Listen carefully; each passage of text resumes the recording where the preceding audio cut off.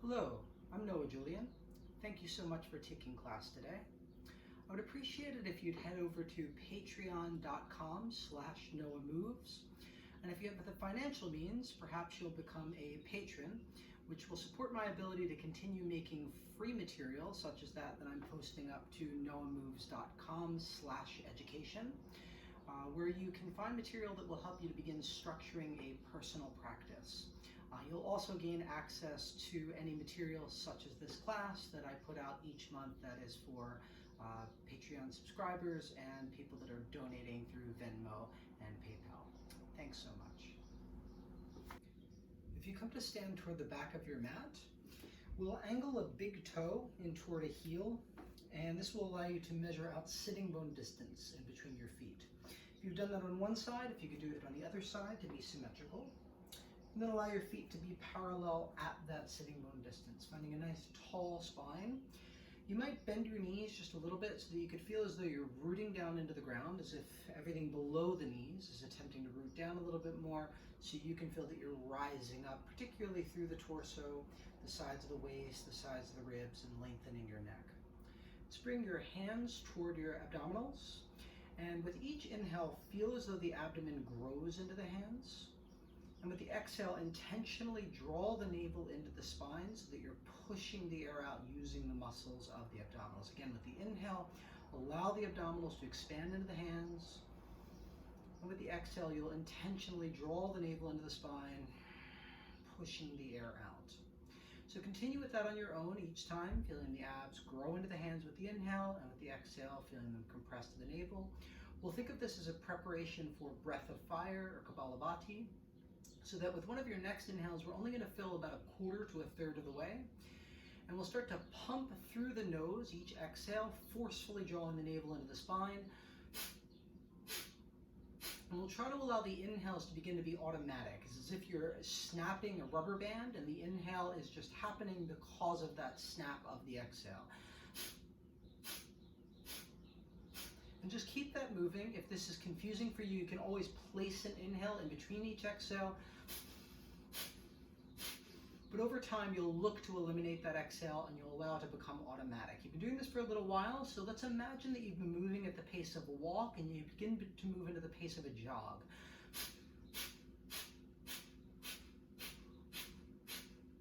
And as you become more and more comfortable with this breath, start to speed it up even more. Start to move it from a jog into a run.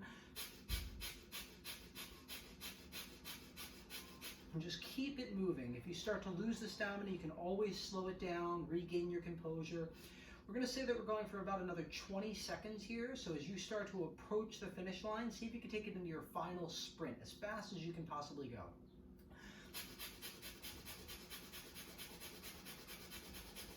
5, 4, 3, 2, 1. Take a big inhale, fill it all the way up to the top. Hold it at the top just for a moment. And then with a very slow exhale, we're going to drop your chin to your chest. Feel as though your sternum is pulling into your spine, as though your rib cage could draw in. You're going to slowly start rolling yourself down, vertebra by vertebra, toward a forward fold. When you can no longer roll through the spine, you can begin to hinge at the hips, softening the knees so that you can start to lay your torso on your thighs. Once you're at the bottom, you'll allow the torso to completely rest on the thighs. Try to relax your upper body as you think of dividing your body into two halves, your lower half and your upper half. And we'll think of your lower half as if it's your stability and your upper half as if it's your ability. So you want your stability to support your ability. Allowing the torso to grow more and more relaxed. Maybe you'll shake the neck out and shake the shoulders out and see if you can release any excess tension that you're aware of at the bottom of that forward fold. Allowing the legs to completely support the posture. Feeling a slow breath now, nice and even, inhaling and exhaling. Then we're going to bring your hands behind your ankles, so they'll hold your Achilles tendon.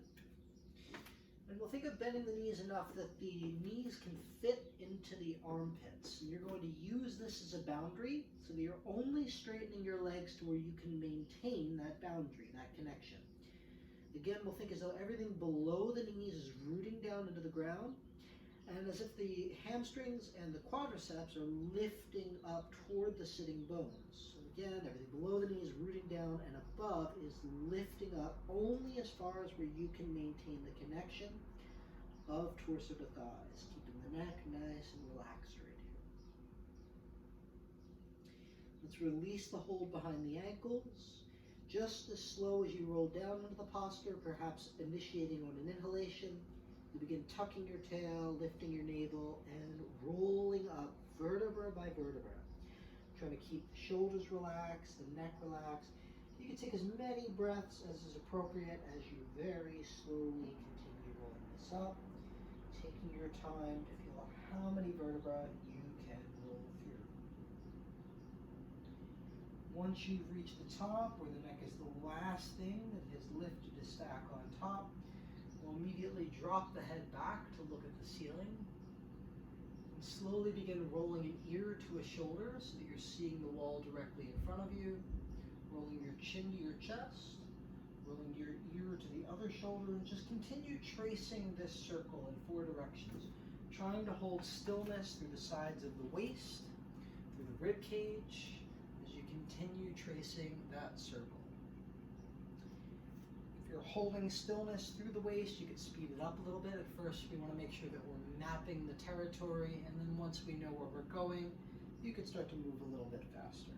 Let's switch directions, continuing to move through those 4 points of chin to chest, ear to shoulder, head back to see the ceiling, ear to the other shoulder, and back to chin to chest. Slow, even breath is continued throughout. And one of the next times your chin is at your chest, we'll once again roll it down into that forward fold, perhaps a little bit faster than what you did the first time since you've already mapped out where you are going. When you find yourself at the bottom, again, we'll hold behind the ankles, looking to find that fit, knees into armpits, and only straightening the legs to where the connection is maintained. Keeping the legs just as they are, we'll bring the hands a couple inches forward of your toes. With a very slow inhale, we're going to lengthen out the torso as we rise up to the fingertips with straight arms. This is your half forward fold, and with the exhale, slowly repasting the torso to the thighs. So with each inhale, you'll imagine that you're peeling a sticker off of your thighs to rise up to that Ardha Uttanasana, that half forward fold. And with the exhale, you're slowly repasting the sticker with less bubbles in it. The full Uttanasana. One more time, just like that, as slow as you can. Inhale, lengthens it out. And exhale, repastes. Next time you find the halfway, we're going to keep that lift. So the inhale rises up toward that halfway once more. You can just breathe normally as you reach your arms straight out in front of you. Clasp opposite elbows so that you're making a frame that your head can fit inside of. Try to keep your ears lined up right inside of the biceps. We'll start to sit a little bit lower through the hips as you unhinge the torso from the thighs. The abdominals are engaged so as not to throw it into the lumbar spine and the lower back. Push down through your feet to come all the way up to stand nice and tall. With an exhale, we'll start bending the knees and sitting back at the same moment to pass through that chair pose. Once again, hinging over to repaste the torso to the thighs, and you'll just continue to move through these 2 movements. The inhale is trying to bring you back up through the chair, all the way up to stand, and the exhale is taking you back down through the chair to repaste. Think of your sitting bones and your knees moving in opposite directions. So as the knees are being thrown forward, you're thinking of the sitting bones being thrown backwards. Similarly, as the sitting bones sit down, you're thinking of the knees pulling up toward the ceiling. Keep moving through it. You could speed it up if you have it mapped so that the inhales might take you up a bit faster, exhales take you down a bit faster. Keep moving, just recross the elbows. Exhaling on your way down, inhaling on your way up. Keeping that awareness through the upper abs, that you're not throwing it into the spine, it's just a neutral, lengthened spine. Let's say just a few more, depending on how fast you are going. So the next time you're at the top, you can just let the arms go and move as you're called to do. You can roll the neck out, the shoulders out. You can even walk out the feet for a few moments, releasing any tension that was held there. And we'll meet in a forward fold with your hands clasped behind your back. Try to get your wrists to meet. So you can bend your elbows as much as you need to for the wrists to connect.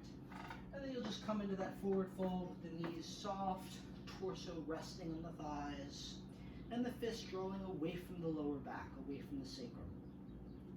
Only as much as where you can keep the wrists connected, but you might start to straighten the elbows a bit more as that fist draws a little bit further up and away. Let's stay here, but we'll walk all your fingers one finger over so that the other pinky ends up on top. You end up with the non-dominant interlace of your hands, which might be a little bit more confusing. Might feel like a totally different set of hands, which is why we want to also address that interlace.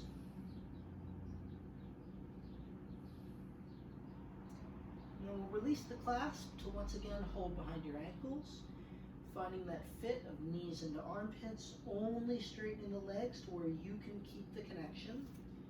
And keeping the legs as they are, we'll bring the hands a couple inches forward to the toes. With your inhale, you're lengthening out your spine, reaching your crown of the head forward, lengthening out the waist. With your exhale, we're repasting the torso to the thighs, same as we did before. One more time, just like that, nice and slow. Inhale finds the length. Exhale, repaste. Next time you lift up, we're just going to keep it lifted at that Ardha Uttanasana once again. Instead of lifting the hands up off the ground, you're going to start to walk your hands forward on the mat. Still in the fingertips, reaching as far as you can forward with the hands. So that we're thinking of this as starting to walk out toward our downward facing dog. But we want to keep as much of the energy in the legs as possible, as much of the work in the legs. So when you can't reach the hands anymore, you can start to tilt the weight forward a little bit, but you're still continuing to root down through the calf muscles, continuing to lift up through the hamstrings as you walk a little further forward with the hands, keeping the energetic in the legs the whole while. Trying not to lean side to side. When you reach your down dog, you might find that you could still be on the fingertips. That is ideal. Though the hands can come down all the way, you want to feel that they are light the whole while. While I'm rooting down into the proximal knuckle of my index fingers, where the finger connects to the palm, that's the proximal knuckle, I'm trying to rotate my armpits as if they could look at opposite knees, as though my right armpit could see my left knee, and my left armpit could look at my right knee. And the more in the legs you are, the lighter you'll be able to be on your hands. So perhaps you'll be able to get light on your right hand and rise up to your right fingertips without shifting your hips to the left. If you could lift the hand all the way, you'll bring it to your lower back, feeling the sacrum to feel that the hips are still completely even. The other three limbs are rooted, particularly the left hand and the right leg. That's helping to stabilize you. If you have the hand all the way up, you can bring it down. And we'll begin to get light on the left hand. If it lifts all the way, it comes toward the lower back. It feels that the hips are even still.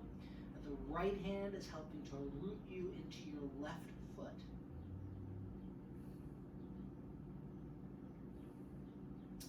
Replanting that left hand, let's take a slightly shorter down dog. You can either walk the hands a little back, or you could walk the feet a little bit forward, as long as you're still creating that down through the calf, up through the hamstring.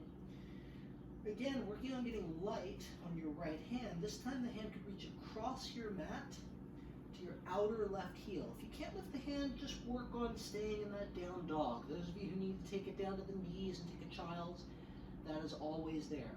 If you're holding the left heel, try to root the heel to help to turn you deeper into your twist. Maybe your chin will find your left armpit. Meanwhile, the left armpit is turning toward the chin in order to facilitate the external rotation of your shoulder, which we'll get more to in a moment. Switching hands. Right hand finds the down dog, left hand begins to get light, reaches across your mat to your outer right heel. If you can't quite reach the heel, just bring the feet a little further forward so you can fully grasp the heel, and then rooting it to turn deeper into your twist. Chin finding the right armpit turning toward the chin.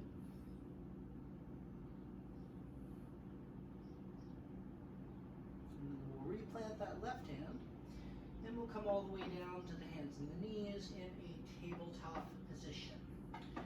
Once you're down in that tabletop, I'm going to have you angle your middle fingers until they touch. And this will give you a fairly good measure of shoulder distance. Once you have the measure, you can pivot the hands straight ahead toward 12 o'clock. We're going to do a few first knuckle raises, where you're peeling your wrists up and you're only on the fingers, from the fingertip all the way toward that proximal knuckle, and then slowly bring the wrist back to the ground. If this is too challenging, you can lean your hips back, but take some of the weight out of it. You feel that lift, and descend back down. Just continue with that. If you find that it's easy, the opposite is true. You can always lean forward. It gets far more challenging the more forward you lean. You might notice that my shoulder to wrist angle is being maintained throughout. That's what I want you to think of maintaining. Next time the hands are flat, we're going to leave them flat. You're going to try to focus on 3 points in the wrist rooting. This would be, 3 points in the hand rooting. This would be the center of your wrist, the proximal knuckle of the index, where the index finger connects to the palm, and then the center of the outer edge of your hand. That triangle will give you a fairly good base, and you're maintaining that on both hands as you start to lean forward and back. So first, you're just being careful that the wrist doesn't lift, and then when you lean back, feeling that index finger, outer edge of the hand stays connected. And then as you're ready, start to move through circles, moving the hips and the shoulders at the same moment. So I am not moving through my spine. I'm trying to move my hips, and the spine is staying neutral throughout, as opposed to if we were warming the spine with circular motions, which is a great thing to do. It's just not what we're working on right now. Go ahead and go in the opposite direction,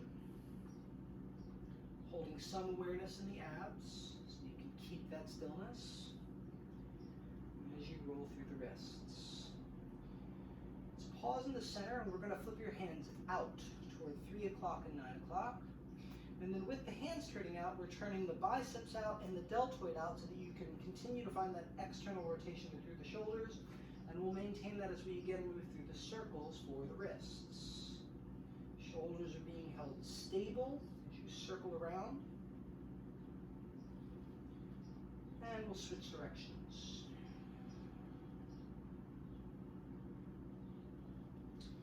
Then we're going to flip the hands all the way back towards 6 o'clock. The closer you get to the wrists, the closer you get to the knees, this will be a little bit easier, because as you lean forward, you have less tension in the wrists. You start to lean back and forward, and if you find that this is not much of a challenge, then you could be in the distance of the tabletop as you continue to feel backward and forward leans. The shoulders are still in the external rotation, as if the biceps could turn away from the center, deltoids could turn out. You might feel as though the shoulder blades are helping that turn, the scapula are rotating to turn everything away from the sternum.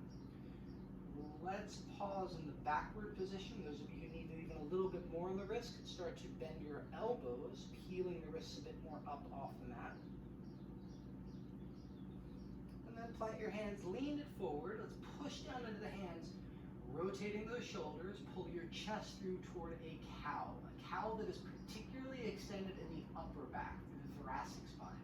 So I'm not just collapsing into my lower back here.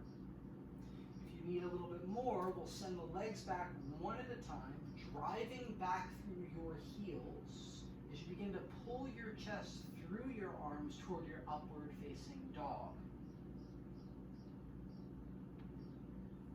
If you need the knees down the whole time, this is fine.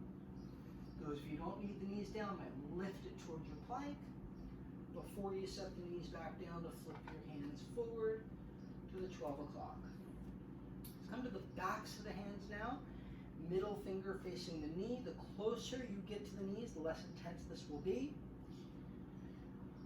And with the elbows relatively straight, we can Start to find back and forward leans here, rooting down through the whole back of the hand. And then you can find those circles. If this is easy, you can walk the hands forward.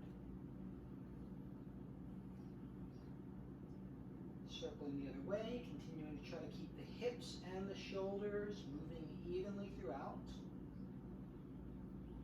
And then we'll flip the hands in toward 3 and 9. And this time let's bend the elbows to come all the way down to make 2 tight fists. We'll bring those fists together, and then you're only going to lift the elbows up as far as where the fingers stay completely curled into the fist. Some of you might be able to straighten the elbows, but many of you will need to keep some bend in the elbows because the boundary to be maintained is that fist, is the finger fully curl in. As you're done with this, let's begin to warm up the stretching the toes, so you can tuck your toes, so you can sit your hips toward your heels, getting a nice stretch through the feet. Let's bring the backs of the hands to connect, and we'll start to circle through the wrists a few times here. Always connecting, front, side, back, side, and front. Switch direction to those circles.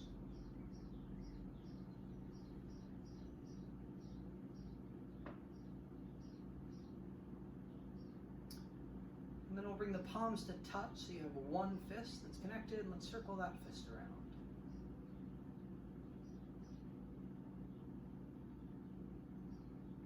And going the other way.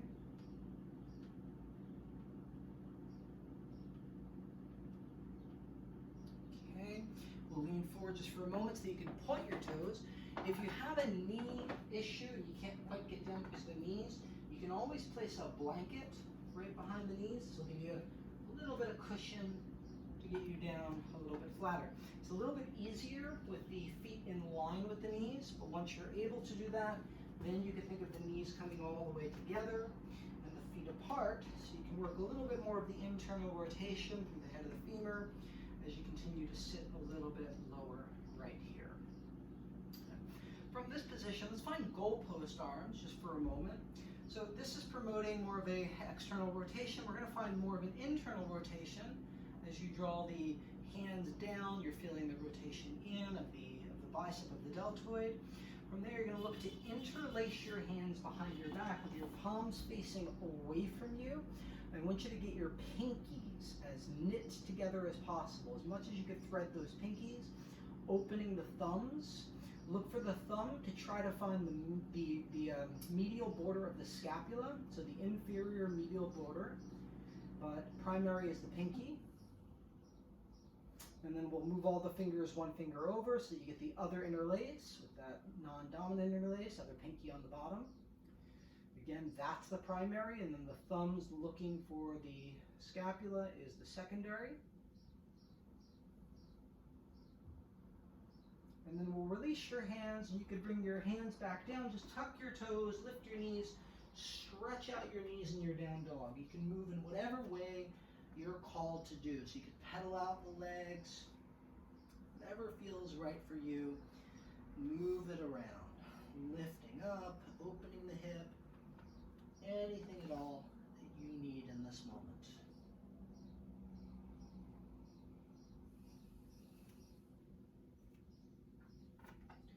And then we're going to meet in your plank pose. So if you bring your shoulders right over your wrists, you'll feel your heels pressing back. So the heels are resisting as the waist is lengthening forward. If you think back to when we started standing, my lower body is reaching in the opposite direction of my upper body. I want you to keep that energetic as you start to feel as if there's a belt that's wrapped right around your hips that is getting pulled up to the ceiling, as if you're sitting through that chair pose once again. As I pull my hips up, my knees bend right into that same bend that I used in my half forward fold to find my down dog. Once you're in the down dog, we're going to think that we're rolling up to stand. So you're going to lift your navel, tuck your tail, draw the rib cage in, chin to chest, and roll yourself forward through each vertebra toward the plank, where the head will be the last thing to come forward. And then again, you're going to recreate that hinge up and back toward the downward facing dog. Moving on your own, you can think of the inhales rolling you forward toward the plank. You can think of the exhales hinging you, sitting you back toward the downward facing dog. If you like, next time you're in the plank, you might also add the upward facing dog in, where the heels continue to resist back as you continue to pull your chest through. The pelvis will get pulled down, but that's the last thing that happens. I'm not sinking down into my pelvis. It's staying lifted. I'm going to lift toward the plank before I start hinging back toward my downward facing dog. Inhales continue to roll you forward toward the plank, maybe even through to the upward facing dog. Exhales will lift you toward the plank to hinge toward the downward facing dog. Let's say the next time you are forward, I'm just going to have you bend your elbows and lower yourself all the way down toward the ground. You could rest your arms alongside your waist. Just turn your cheek to a side. Take a moment to catch your breath right there. From this prone position, we'll bend your left elbow so it's a goalpost arm. And we'll bring your right palm flat under your shoulder like you're setting up for a cobra. You'll be looking to the right as you bend your right knee and start to step your right foot over your left leg, pushing into the right hand just as much as where you want to feel the stretch in that left shoulder, mostly probably through the anterior side of the left shoulder. Just breathing slowly and evenly.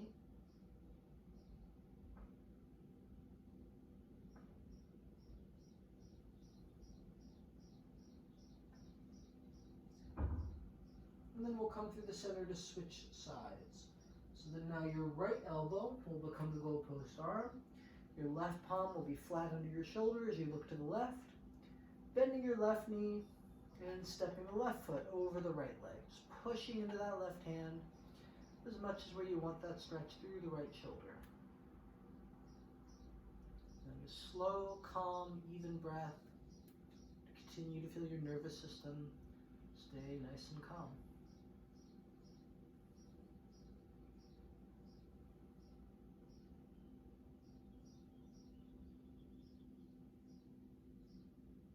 Let's come back to the center and bring both your elbows underneath your shoulders so that you're setting up for a Sphinx pose. The elbows are pushing down into the ground as you draw the shoulders down your back, and then you're pushing down into the tops of the feet so that you're feeling a traction, a pulling back with the elbows and a pulling forward with the feet. This should help you to find the abs a bit as you start pulling your chest up and through your arms toward the Sphinx pose. The abdominals are helping to protect your lower back so you don't end up in too much of a back pain in the lower back, as you begin to find more extension through the upper back. Let's bring this all the way down. Once again, you can allow the arms to rest by the waist as you let your cheek rest to the opposite side from before.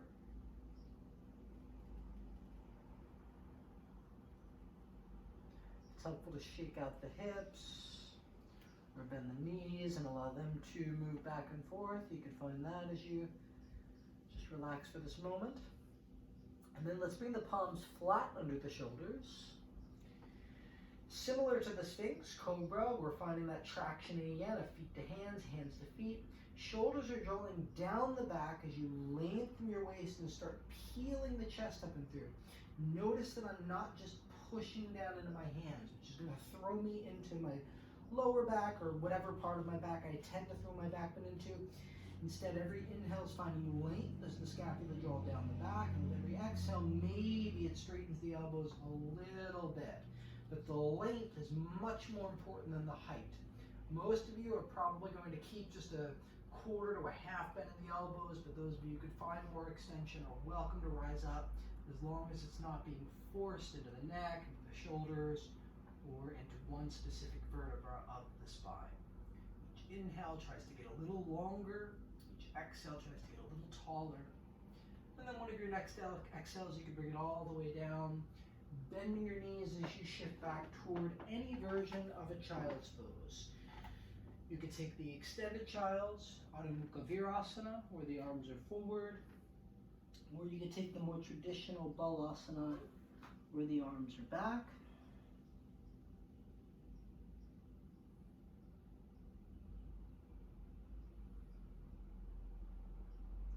And let's meet once more on your tabletop with your hips over your knees, your shoulders over your wrists.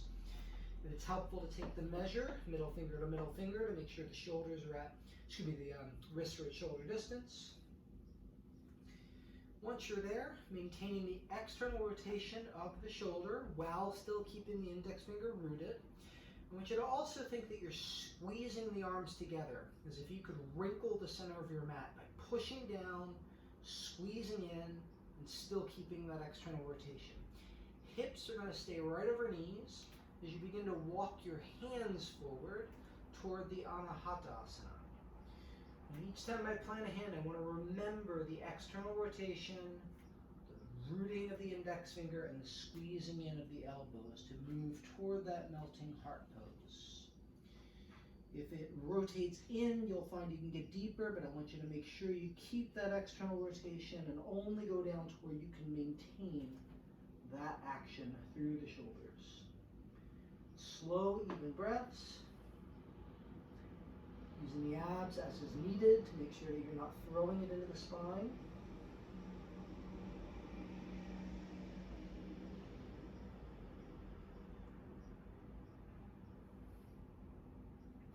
And then we'll walk your hands back. Once again, taking any version of the child's pose, hips toward heels. Arms might feel best back since you did just have them forward, but whatever version is helpful for you to once again catch your breath.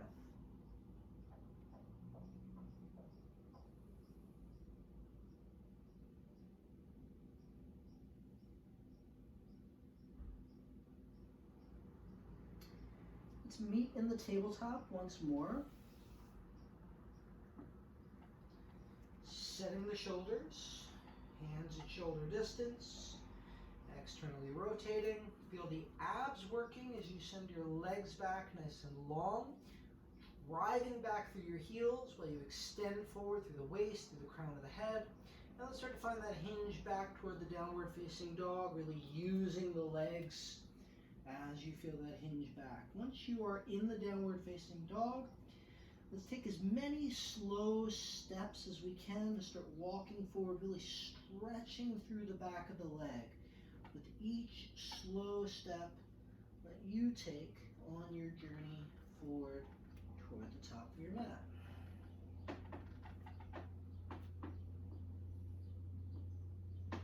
Once you are at the top of your mat, you'll have your feet about 2 fist distance apart again.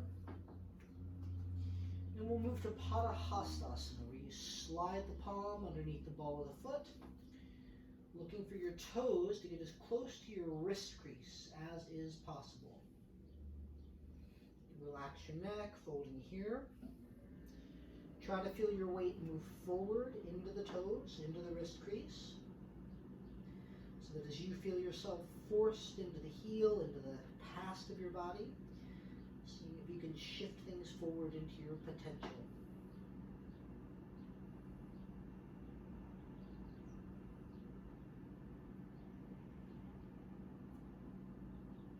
Slide your hands out, reaching behind your legs. We'll look to slip your hands under your heels.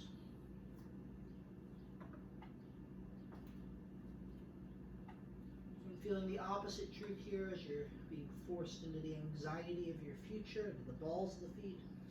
Seeing if you can shift things back into perspective.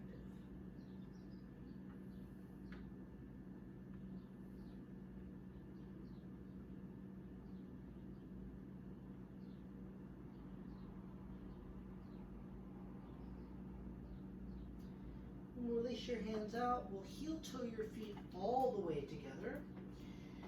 We'll interlace your hands much like we did when we had them behind your back, flipping your palms flat to the ground. Try to get your thumbs to frame your pinky toe as much as you can.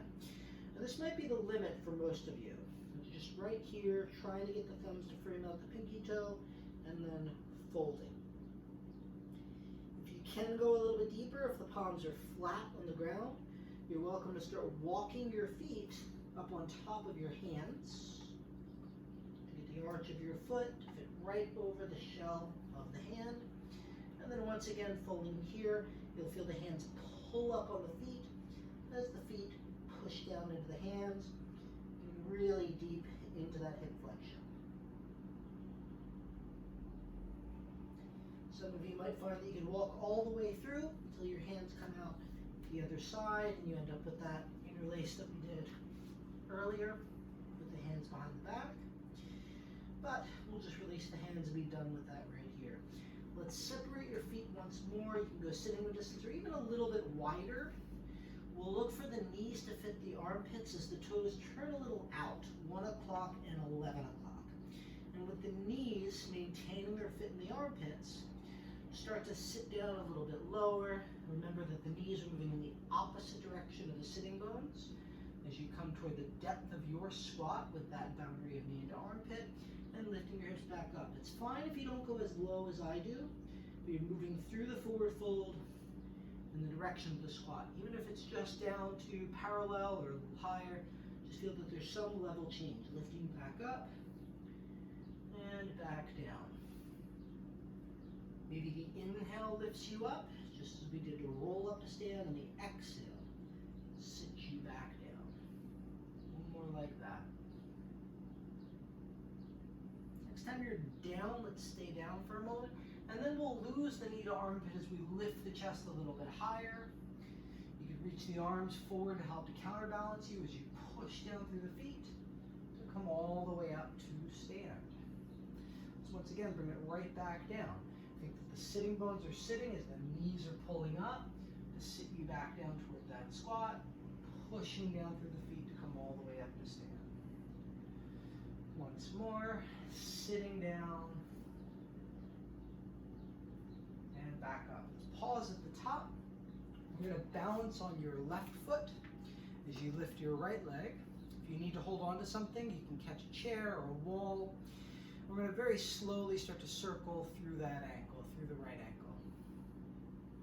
Trying to trace as big a circle as you can, thinking of the movement through the heel, and switching directions.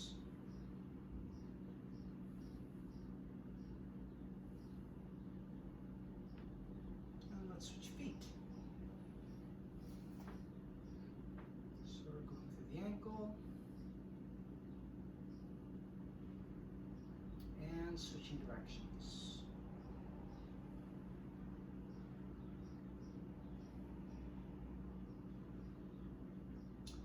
And you can release that. And then one more time, we're going to come down through the squat. So sit as low as you can. And this time you're just going to release it all the way down. If you need the hands behind you to brace your fall, you can. Otherwise, just release it all the way back, onto your back. Soles of the feet will be flat on the ground. Put the heels relatively close to the hips, nice and even. Let's make a triangle by bringing your thumbs to touch and your index fingers to touch. You're going to place the triangle so your thumbs are at your navel and the index fingers are pointing to your pubis. You can imagine you have a marble that's sitting in the middle of this triangle. And you're going to roll the marble toward your index fingers by articulating the pelvis. So you're rolling the pelvis into anterior tilt, which rolls that marble toward the fingers, down toward the groin. And then you're going to roll the marble toward your thumbs, posterior tilt of your pelvis. Once again, let's move into anterior tilt as you roll marble toward the fingers, toward the groin. And then roll the marble toward the thumbs, posterior tilt. And then we're only going to move about a quarter to a third of the way back toward the fingers, and we'll consider that your neutral position. You're going to have to brace the abdominals so that there's no change in the upper body as you very carefully lift your feet off the ground. The knees are going to stack right on top of the hips. You can bring your hands to touch your knees. Just a placement marker, keeping the abs braced. There's no change in the upper body. Returning one foot to the ground, and then the knee back to the hands. Continue with one foot and then the other. If you want more of a challenge, you can start to reach the leg further. The longer you reach out, the harder it gets. But the primary concern is that there is no change in the torso. So I'm not reaching so far that it throws me into more lumbar curve. I want to maintain my spine the whole time, using the abs to do so. You keep doing both legs at the same time, or you can switch over, you keep doing one leg at a time, or you can switch over to both legs at the same time, reaching and drawing in. It's not necessarily harder, it's just a different challenge. They both have their own challenges. Next time you're in, let's keep those knees in. You can reach your arms out to a T. Both knees are going to drop over to the right, and you'll look to your left. Just breathing evenly and slowly here as you look out over your left shoulder.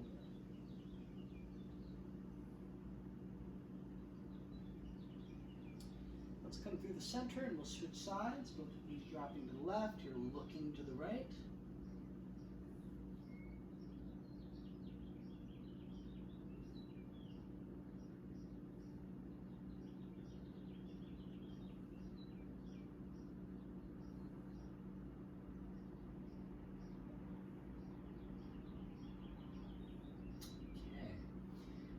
Back into the center. Let's take your legs straight up to the ceiling and point through your toes. I want you to try to feel a slight lift in your hips, almost as though I could slide just a loose leaf piece of paper under your hips. It's just as much as you can maintain. It's not a huge fly up, and it's not jerky and release back down, but you are just finding a straight up lift and maintaining the abdominal engagement that is found when that happens. And then you're only going to lower the legs to where you can maintain the connection that your lower back has with the ground right now. So don't go so far that it's going to arch back up. You have to maintain that connection as you lower down, and then bend your knees, place the soles of your feet back on the ground. Now let's find the upper abs. So you're going to bring your chin to your chest. You're going to start rolling up through the chest as you reach your arms alongside your legs, curling up. I want to maintain the work I'm doing in my upper abs as the arms start to reach up toward the ceiling. And if you could take more of a challenge, the arms will start to reach overhead, but not so much that I'm losing my abdominals. And then release the arms by your waist. We'll move into bridge pose for a moment, so you're going to begin rooting down through your feet. There's a difference between me thrusting my hips up and rooting down through the feet. I want you to feel that the heel, the ball of the big toe, and then the center of the outer edge of the foot are all rooting down. And allow that root to start lifting your pelvis up. If you can easily feel those 3 points, the heel, the ball of the big toe, and the outer edge of the foot, you can add the ball of the pinky toe. And now with that frame, try to identify the center of both feet. So you're just feeling the center of both feet working evenly. You could even start framing that point by finding your inner heels attempting to root without losing the knuckle of the pinky toe. Feel that your arches have an equal amount of lift. The outer heels try to root without losing the ball of the big toe. And then feel the knuckle of the middle toe root without losing the center of your heel where you began all of this. And releasing your hips all the way back down to the ground.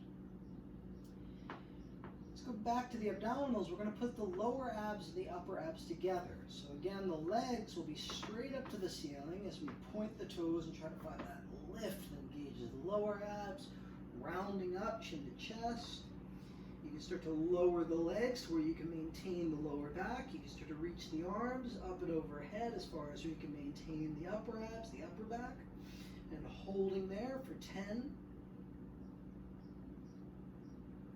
5, 4, 3, 2, 1. Bend your knees into your chest. We'll hold your left knee in as we straighten your right leg on the ground. And you'll take your left knee across your body to twist. Stacking the left hip on top of the right hip. Left arm can reach out and you're looking out over that left arm.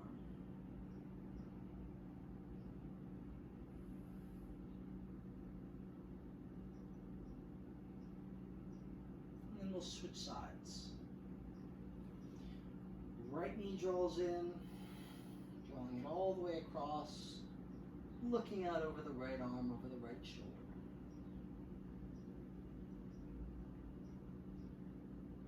And then,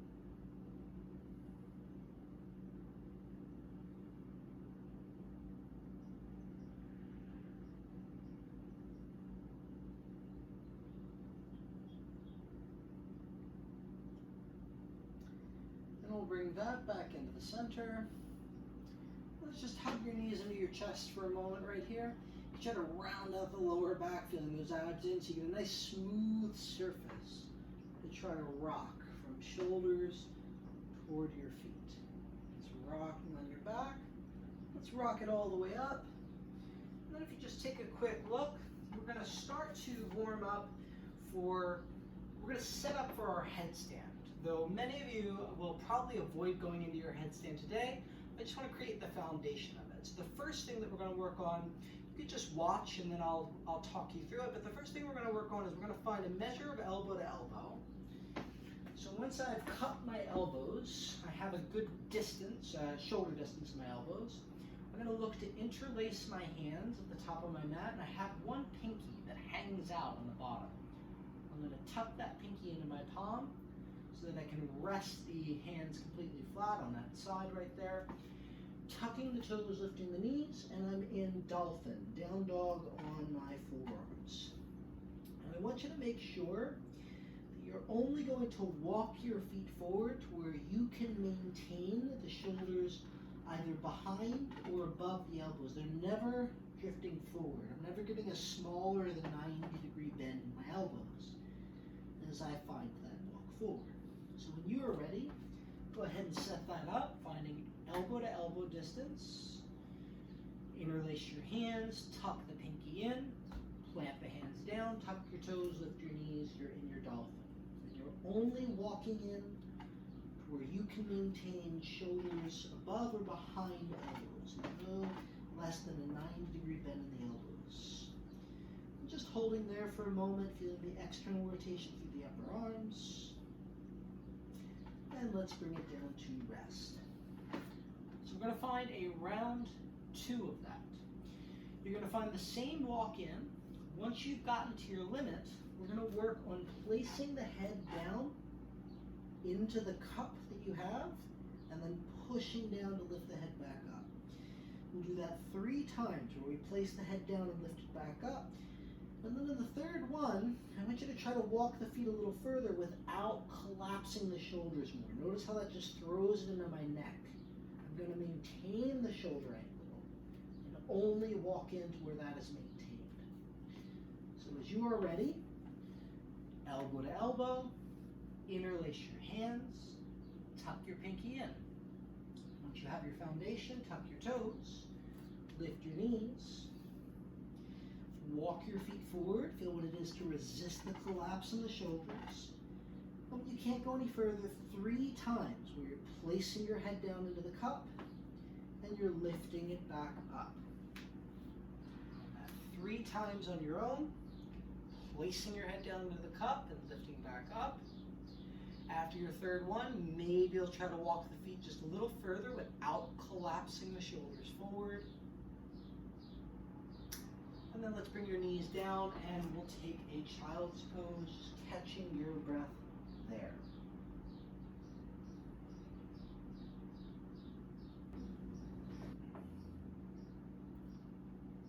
For our final version of headstand, we'll find that many of you are at different levels here. So I want you to work in a place where you're safe and secure, you're not going to fall. I recommend that most people not even work on lifting into their headstand, but really just work on making their forward fold significantly tighter with this version of the elbows on the ground.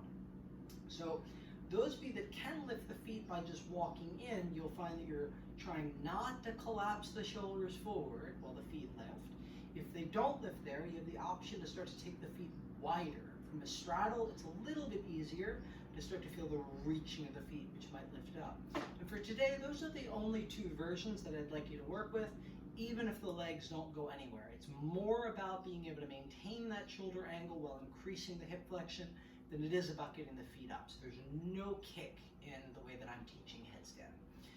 So you can go right into it, or if you prefer to watch, I'm finding the same measure. I'm finding the interlace. I'm hooking my pinky into my palm. I've set myself up. I want to feel where the shoulders don't collapse before I place my head down. And then I can walk a little further. Some of you will find that from here, you could just start to float the feet by sending the hips up a little higher. If that does not happen, legs wider toward the straddle. We reaching the legs apart from there. And if neither happens, you're just trying to get as close as you can get while you either reach the legs or continue to get close in the pike. Just continue to work with that on your own. When you're done with it, you can rest in the child's, or you can begin to stretch the neck by cupping behind your head and really lengthening out as you draw the chin to the chest. So continue to work for a few more moments and then counterpose it either with the child's or with some neck stretch or neck mobility.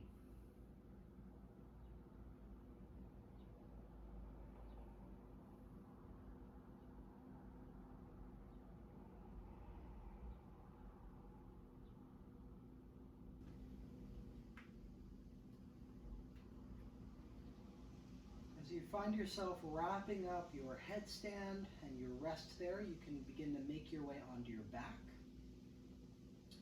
where you'll draw your knees in towards your chest. You can hold the knees, holding the shins. Feel that the hips continue to root down into the ground for a moment, or the sacrum, so you're not completely rounding the back and drawing in. From there, some of you might like to transition toward happy baby. If you can't grab the feet, you can always hold just behind the knees as you draw the knees a bit more down into the hamstrings, and the knees down into the shoulders, rather, the armpits. And those of you who can catch the feet, you're holding for the feet as you draw the knees a bit more down toward the ground. Most of you are probably going to want to stick with a version such as this, or just holding the backs of the knees. Some of you might be able to move toward a plow or a spherical plow, where the knees are looking to fit the armpits as the feet begin to come overhead. And the work here will mostly consist of trying to slow the breath down. You can close your eyes as you're in this very compact position. Just feeling even, slow breathing.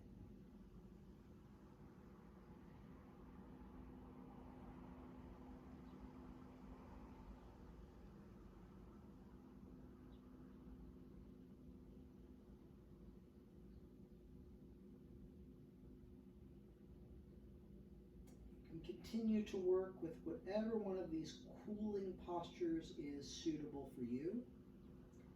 Or as you feel finished with it, slowly as you came into the posture, you'll begin to release yourself out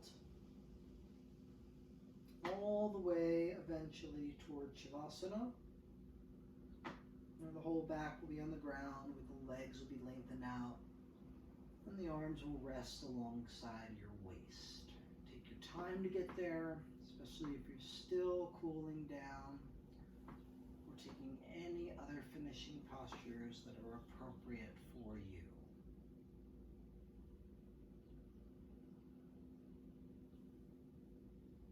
As you find yourself in Shavasana, you can imagine that your body is a block of ice that is heating and melting, so that you're sensing relaxation in the body as if you were growing heavier.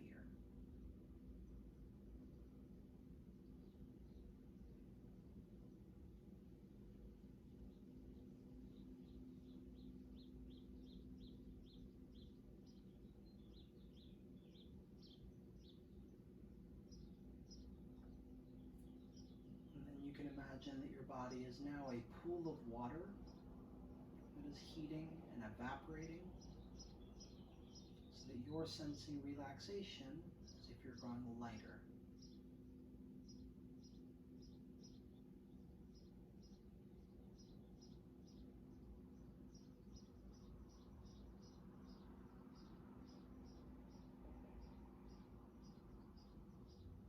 You might even imagine that every inhale is once again bringing heaviness into the body, and every exhale is making you light.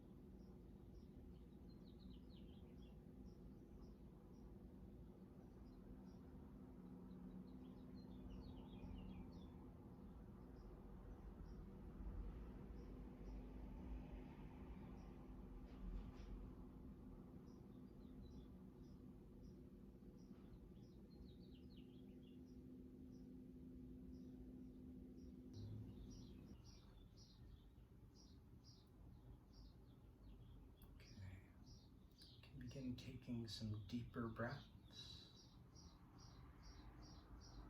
moving through your fingers and toes and wrists and ankles.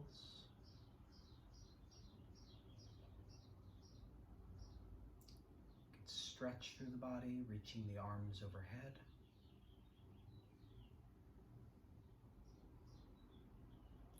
And then gathering your knees into your chest, hugging everything together.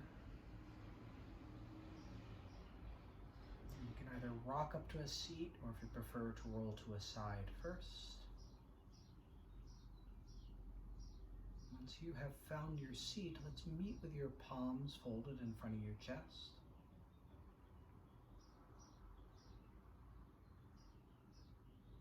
Take a moment to give thanks to yourself for taking the time out for a practice, to those around you who support your practice, and to any divine consciousness or cosmic coincidence that gave you a body in which to practice.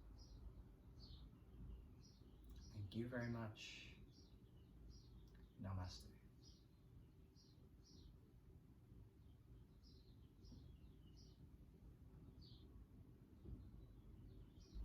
Thank you so much. If you've been getting benefit from the material that I am offering online, I would appreciate it if you would visit patreon.com/NoahMoves, where you can support my ability to continue making free content and also gain access to content such as classes and events that are happening. Also feel free to visit noahmoves.com/education, where you'll find lots of free content that will support you in building a personal practice. Thank you.